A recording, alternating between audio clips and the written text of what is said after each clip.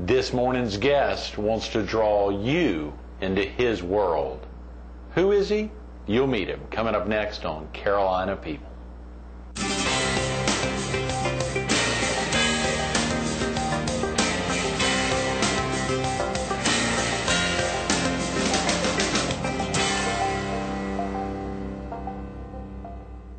Good morning. Welcome to Carolina People. This morning with the South Carolina Civil War Museum, housed here in the Myrtle Beach Indoor Shooting Range. We're focused on cartoons, and we're visiting with the Myrtle Beach Herald's editorial cartoonist, Joe Ruisi. Good morning, Good morning. Joe. I've never said we're focused on cartoons before, even though you've been a guest on the show. That sounds interesting.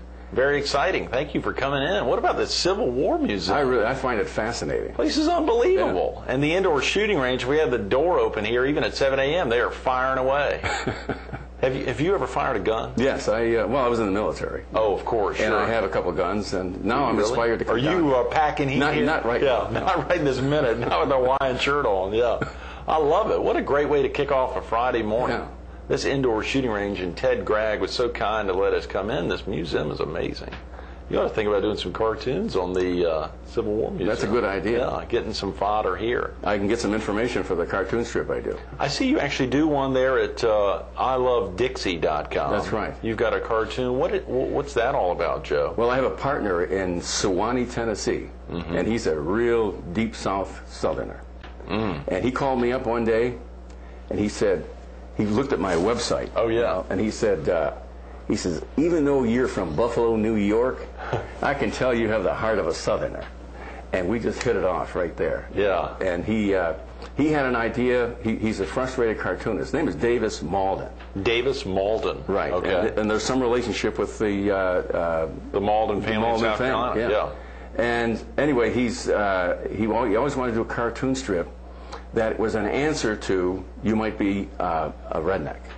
The Jeff Foxworthy thing. Yeah. He wanted to say, you might be a Yankee.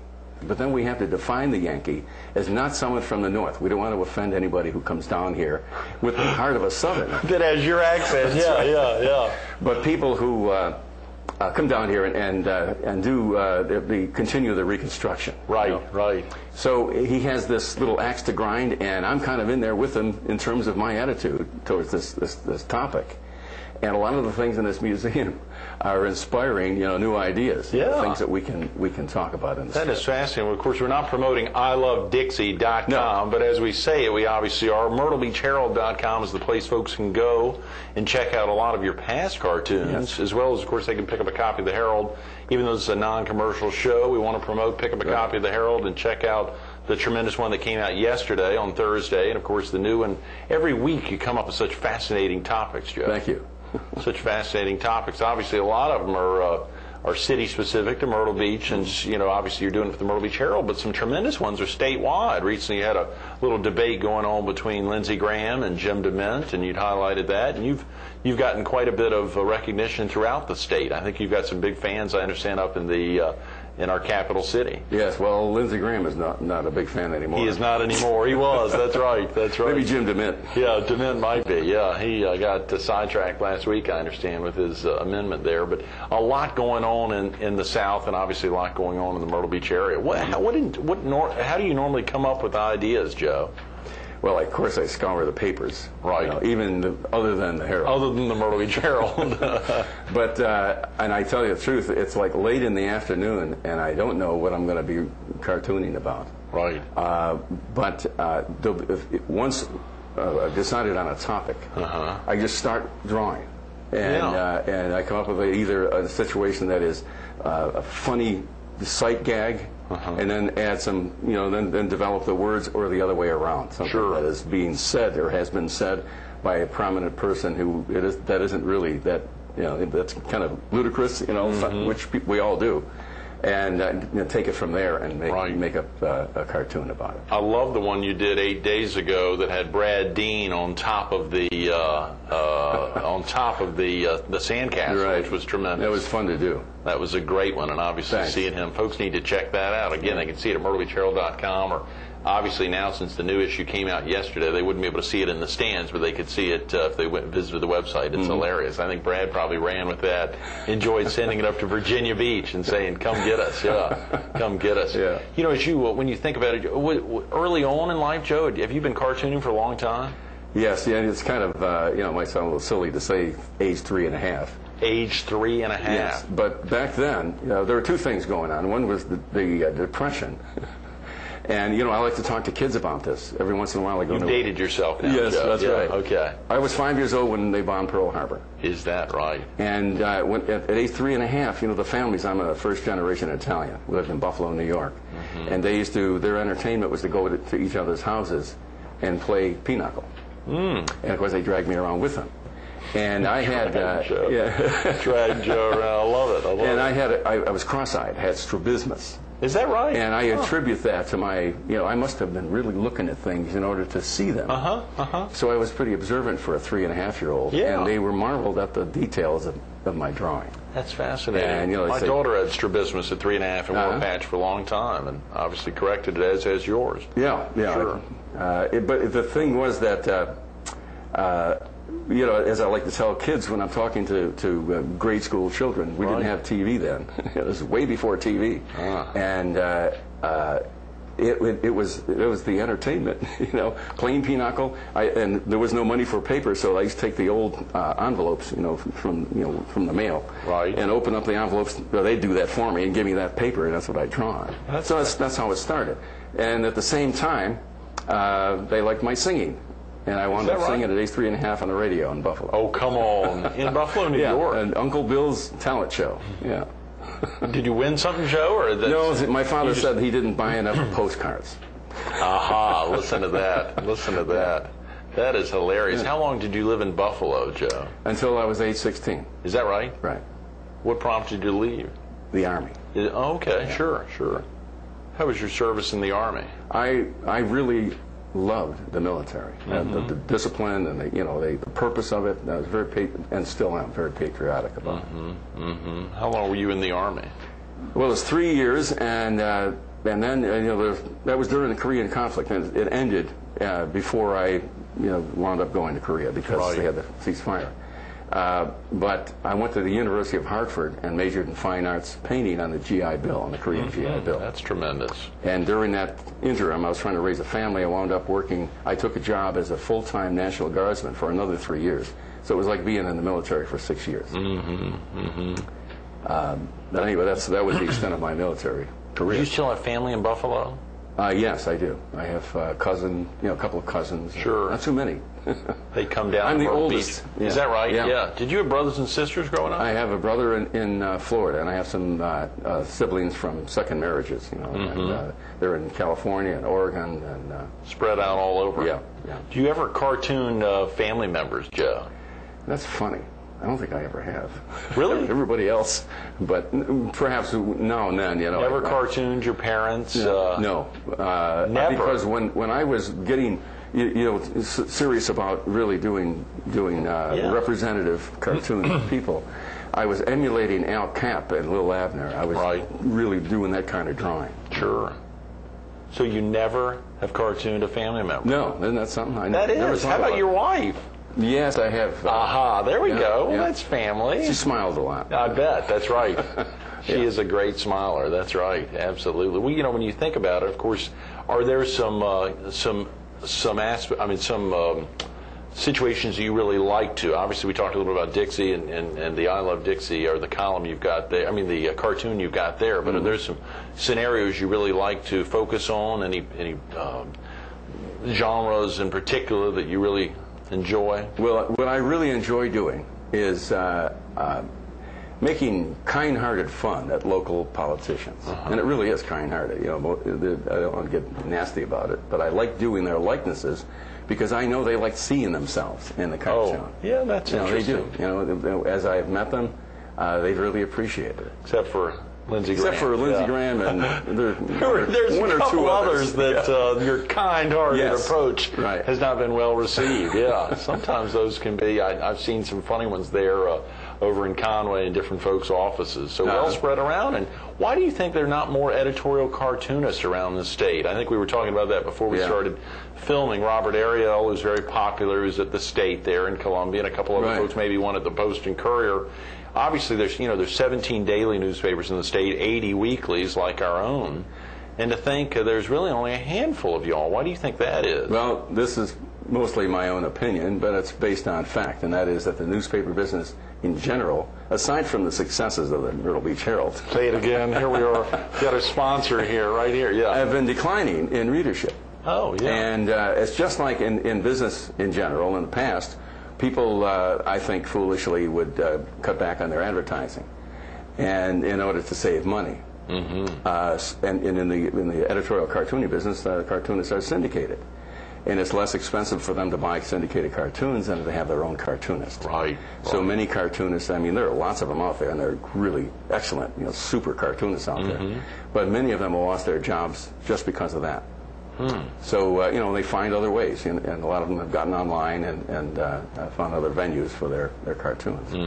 That's very interesting. Of course, when you think about some of your topics that are regional or even statewide in scope, there's probably a lot of folks that would love to pick that up. We ought to look into that, Joe. Yeah. Spreading that around the state, because you surely have a following here locally, and I'm sorry, more papers don't do that. That's nice to hear. Yeah, very definitely, very definitely. And of course, your Hawaiian shirt on a Friday morning is a great way to kick things off. Have you always been kind of relaxed like that? No. Because, there was an interim when I was in business, and I was the three-piece suit type. And it isn't as though I didn't enjoy that. I liked being dressed, and, it was such a departure from my beginnings. But, so I was very meticulous about how I dressed. Now I just like to be relaxed. Take it easy, yeah. You and Cindy have taken some trips recently supporting folks outside of America, right? Haven't you all been on some recent mission trips? A year ago, I wrote an article for the Herald. Yeah, I remember, sure. We did it again this past month in May. Is that right? Yeah, where'd you all go? Ensenada, Mexico. And we built this little house for a Mexican family. Right. And their poverty is, it's severe third world country poverty. If it's summertime, it flies and all. I mean, it's really. I've been trying to give people a picture of this. Dirt floor, rags, and cardboard and sticks is what they have for a shack to live in. And they must have 2 children and an income less than $70 a week. So we show up in the Baja Peninsula, and at first they look at us a little suspiciously, but they know what's coming. Right. And they have a slab prepared, and we build a house in 2 days. Is that right? It's a little house, but it's a neat little house, and we furnish it, paint it, and make it look beautiful. And Is that right? That's tremendous. We had the mission leader from Constructores para Cristo, who was with us last Monday on the show. Of course, Sherry, our producer, was in Piedras Negras last week with the group from First Presbyterian Church building their 22nd, and they're building their 23rd home. They finished today their 23rd home here on Friday the 15th. And, of course, the excitement for them, they're in a little community that's built, they've done 500 homes. But Bubba Lewis was with us last Monday talking about that experience, the mission leader of these all block homes with no running water or anything, but going from being in, as you say, from vans or cardboard boxes into whatever you all do must be incredible. And this is Risen Christ Lutheran Church. Okay. Is the church, is my church. Right, sure. We sponsor it. That is wonderful, Joe. Thank you. That's it's a blessing. It really is. You see what happens at the end of that second day.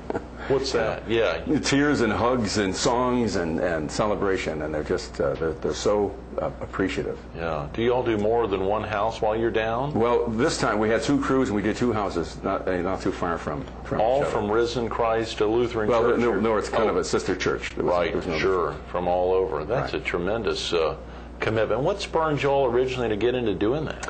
Well, two of the members of our congregation are contractors, are building developers.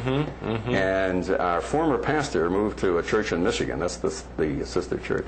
Got involved in that program and told us about it and recruited us to go and help them last year. So now we're we kind of become a part of it, and it's YWAM, Youth with a Mission. That's great. Yeah. That is great, Joe.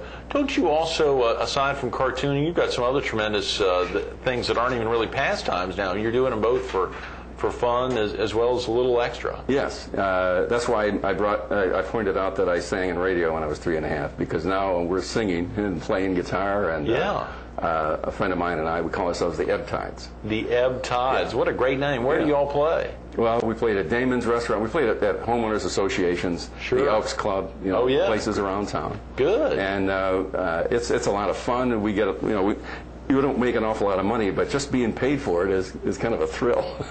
Absolutely, it's like you're worth something in your music, and people do. We played at Covenant Towers last. Is that right? And that was a great experience because that's huge. They have a great big dining room, and the residents come down and they keep rotating. I don't know how many of them there are. At Covenant Towers, that is tremendous, Joe. Now, if a viewer wanted to get in touch with you about that, I should have asked you. They could use the Lifetown cartoons at sc.rr.com. Is that a? Well, that's no longer. I'm sorry. Okay, right. Excuse me. I'm looking at an email address that you sent out last week. Actually, what's the best way to reach you? I should have asked you that before we started filming. Well, this is the Ebb Tides phone number is 843-650-5291. Right, 650-5291. Let's see. Is that right? Yep, 6505, the Ebb Tides phone number. We won't promote that necessarily now, but it's a great opportunity if someone wanted to learn more about the Ebb Tides or I gotta tell you to play at their Moose Lodge. We had, I don't know if you ask me, I'll tell you her name, but we played at Damon's, and this lady came up, very sweet and pleasant, and said, I'm an events director. Oh, yeah. She said, would you guys be willing to play at one of our events? She said, you have a card? And then we pull out the card. She said, they gave me her name, and I said, really? She was somebody I cartooned when she was on city council. No. Her name is Judy Rodman. Judy Rodman, of course. That's I didn't recognize her because she cut her hair and she just looked different. She didn't recognize me either. I don't know if she's going to call me or not. She may not. Was that one of those council members who may not have liked your cartoon? That's hilarious. Let's show some of these fancy. You're doing T-shirt cartooning now, Joe. Yes. Is that right? Yeah, Let's talk about this. You might be a Yankee. I can't see, of course, what's up there. But if you think Okra is a talk show. If you think Okra. Right. Okra is that's great. You might be Yankee if you think Okra. That's great. That's great. That's a good one. This comes from the cartoon How about this strip. one? I'll hold that up. This is from your Dixie cartoon That's strip. right. Okay, let's see. And so you might be a Yankee if this ain't your kind of diversity. And those are all the battle flags from the South. Wow. Okay. I like that cover. I'm not even going to show that to viewers. It's a little, the front of the T-shirt is a little fancy. How about that? What's that? That is, if you might be a Yankee if you think collard greens is a golf course. If you think collard greens is a golf course. That's great. Well, here's the gal on the cover there who's kind of fancy. Yeah, it's kind of a takeoff on Daisy May. Daisy May. Yeah, that's right. She, the gal from the Dukes of Hazzard. Yeah. No, she was on Al Capp's cartoon strip, that Lil Abner. I didn't follow cartoons or comics much. My father loves cartoons, Joe, but that's is that something a lot of folks really tune in for if they subscribe to a daily newspaper, they get their Sunday paper, I guess, which has a lot of cartoons in there. Well, when I was a kid, I went front page, war news, and the comics. And I absolutely, and I love the comics. I don't read the comics that much anymore. I love doing the cartoons, but the strips have changed. Yeah. And I don't know. I guess my fascination as a reader is not the same as it was, but I like producing the editorial cartoons. What does it take to create one, Joe? Break it down for viewers real quick. You're just sitting there, you've got an idea in front of you. How do you go about actually drawing one out? How long does it normally take? Does it depend on the subject matter? Let's say the Brad Dean one from 8 days ago that came out on Thursday the 7th. Well, with that kind of, I use a quill pen. I use quill pen and brush, okay. and circle. And the first thing I do is I'm out on the patio scribbling, and just getting a rough idea of the composition of the thing. I try to make a decent composition out of it. Mm-hmm. And when I put it on my drawing board, and do the drawing, I'll Google for people's images, and they used to call it a morgue. A cartoonist would collect pictures. Right. Now sure. the morgue is right there online. So I go on Google and I'll get a picture of an airplane or a tractor or whatever it is I need. Mm-hmm. But in the case of the that one with Brad Dean, I got a picture off the front page of a newspaper, and of the sandcastle. Of the sandcastle. Right. And that required a lot of quill pen work. Mm-hmm. So and I tend to get a little detailed, and I like doing it that way. So it takes me 4 hours at least. It depends on what's going on. I get interruptions, but it takes me a couple hours to get the drawing the way I want to. Mm-hmm. Even though sometimes they're simple in it, you might wonder why, but it does. And then I spend my time really trying to render something that's funny and at the same time, a good quality piece of artwork. Mm-hmm. If you're willing to call cartooning artwork, of course, I think absolutely, it is. Yes. As a matter of fact, they used to say that fine arts painting was a lot like cartooning. Mm-hmm. You could take a picture of a landscape, but when you do a fine arts painting, you're really exaggerating the beauty of that landscape. Mm-hmm. Mm-hmm. And I said fine arts painting. Sure. On the other hand, with cartooning, you're exaggerating the humor. There is an exaggeration or distortion to it that is a product of the thought process of the artist. Sure. Think back, Joe. You've done about 250 cartoons now for the Herald in the last 5 years. I think it was 2002. Mm-hmm. Is that right? When you joined the Herald. Can you think of some favorites that really stick out in your mind? Of course, I guess every one you've got to have a special feeling towards that you create. Are there any ones that really stick out in your mind over the last 5 years? Well, there are. And one thing about the favorites is I don't have them anymore because people bought them afterward. Aha, yeah, of course, sure. And one of my favorites was at the governor at the Capitol building. Right. And Governor Sanford's wife is booting a representative from Charleston off the front steps. Oh boy, yeah. And she and it had to do with an issue that in his behavior towards her. Right. And when she came to speak in North Myrtle Beach one time, I presented the cartoon to her, and she was absolutely thrilled with the thing. But that was one of my favorites. Another one was never published. I couldn't do that. They couldn't print it, but everybody thought it was great. It was Liz Gillen and I can't think of her name. And Linda Angus. Right, yeah. Mooning the council. Oh, come on. Linda Angus and Liz Gillen mooning the council. Yeah, that was when she had her swearer in. Right. And they got a lot of laughs, but they said, no, I don't think we want to print this. The Herald didn't run it? No. Oh, yeah. Okay. And it was because of this, there was a history behind it. Of course, sure, yes.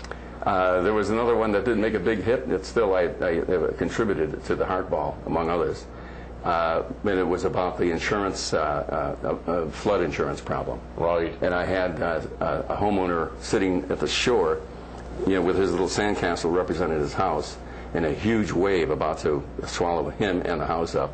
And there's an insurance agent standing there, and he says, "There's no problem. We've got a new policy with a house and contents exclusion rider." Oh no, these poor insurance agents. Yeah, I mean, across the board, I'm sure there's folks who really take some of your things and get a little riled up about it. Yeah, I mean, and that's as you say, normally in a good spirit, but at the same time, some of those are. It surely had the Linda Angus and Liz Gillen one run that could cause some consternation by folks. At the same time, some great excitement. By the way, it wasn't graphic. It was right. They weren't facing. Sure, I understand. When we think, and of course, you've got a big fan in Andre Bauer, I believe, our Lieutenant Governor, who loves your cartoons. He was going to be one of the others I mentioned. I have some favorite cartoons of him, and he actually had made a call to me last week, or a couple of weeks ago, and asked me if I'd send him the original to the last one I did, where he was the respondent to a love match call. You know, what is the love? Whatever, I made up a name about, lovematch.com or something. Yeah, sure, something like that. And she described a tall, handsome, powerful guy and so on and so forth, and he showed up with a bouquet of flowers. Oh, yeah. He liked that one. I bet he did. I bet he did. And, of course, many of your cartoons are housed all over the country now, Joe. That must be an exciting thing. It is exciting. Much like that's what makes it worthwhile. Sure, yeah. That's great. Those are great words. Thanks so much for being with us this morning, Joe. Sorry we've run out of time. It was a pleasure. Absolutely. Stay tuned to more Carolina People with Joe Ruisi coming up next. Okay. Wish we'd had a chance to talk about Mr. Tubby. I remember last time interviewing Joe and that real-life clown down there near Nashville, Tennessee. It's a great series, and hopefully you'll have a chance to see Joe perform with Ebb Tide sometime, or, of course, catches one of his cartoons at the Myrtle Beach Herald, or, of course, you heard him talk about I Love Dixie, poking fun at Yankees or locally, poking fun at council members or other local citizens. It's not all about fun, though. You heard Joe talk about his experiences in the National Guard and the Army. We didn't get to hear him talk about raising 5 kids. We got to hear him talking about going with his church down to Ensenada to build houses for the poor. There's a lot more than just fun and games and cartooning. Take a look at myrtlebeachherald.com or ilovedixie.com to see Joe's work in action.